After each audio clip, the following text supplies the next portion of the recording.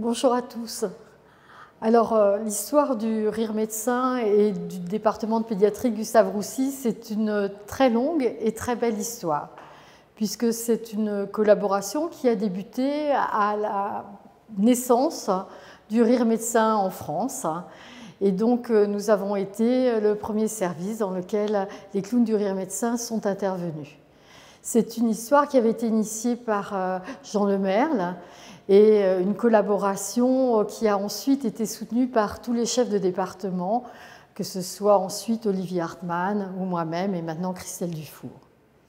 Alors au début, c'était un petit peu bizarre. Il ne faut pas croire que ce qui est devenu une évidence, c'est-à-dire la présence des clowns dans un service hospitalier, était si évidente que ça à la naissance de cette aventure.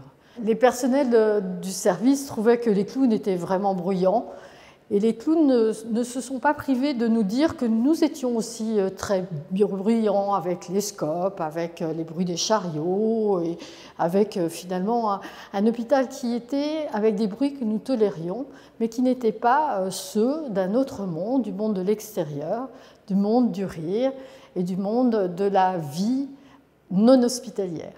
Et puis, progressivement, les clowns sont devenus des personnes à part entière de la vie du service et étaient attendus dans le département le mardi et le jeudi, par tous. Les enfants, bien sûr, leurs parents aussi, et puis les équipes de soignants et les équipes médicales. Alors, le Rire médecin, quand les clowns sont arrivés dans le service, ils ont quand même avant tout apporté des éclats de rire, des choses qui n'existaient pas à l'hôpital. Un univers ultra sérieux, ultra protocolaire et où globalement le rire ne faisait pas partie de la vie. Et grâce à eux, grâce à leur façon d'interagir avec les enfants et leurs familles, eh bien, le rire est devenu partie prenante du service. Et on était autorisé à rire, même dans un univers parfois un petit peu difficile. Et ces rires, ces éclats de rire ont permis de mettre du soleil dans la journée des enfants et de leurs parents et dans celle des soignants aussi.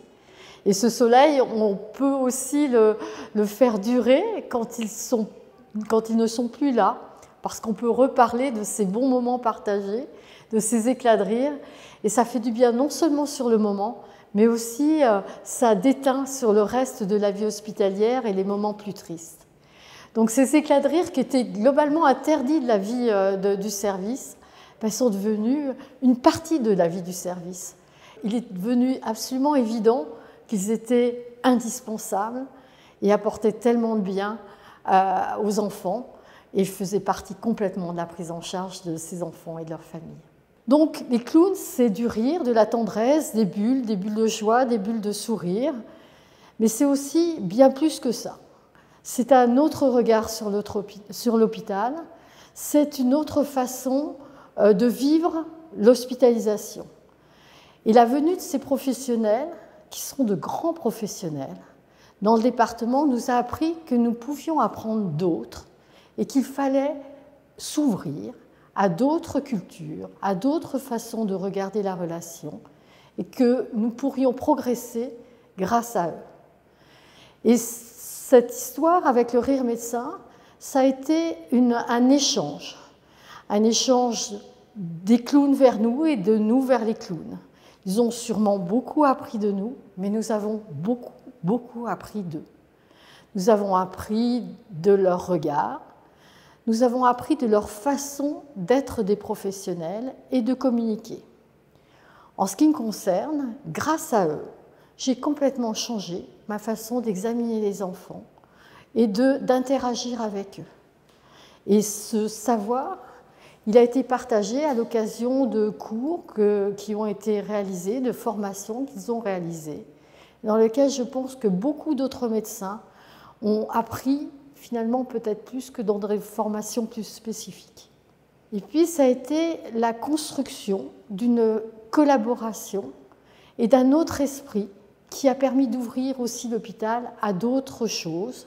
Et ça a été le début d'une histoire où l'hôpital ne vivait plus comme une bulle fermée, mais comme un lieu où il était indispensable, si on voulait faire des soins de qualité, d'ouvrir le monde à l'extérieur.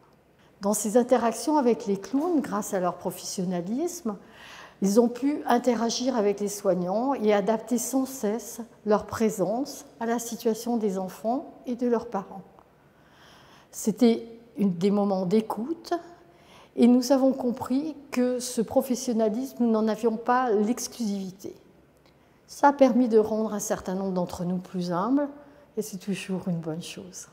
Ce que je souhaite très vivement, c'est que tous ces aspects de co-construction qui ont été mis en place depuis 30 ans continuent d'évoluer et que le regard de ces personnes si différentes d'une certaine façon de nous, du fait de leur formation et peut-être de leur façon de regarder le monde, continue d'interagir avec nous et de nous aider à progresser.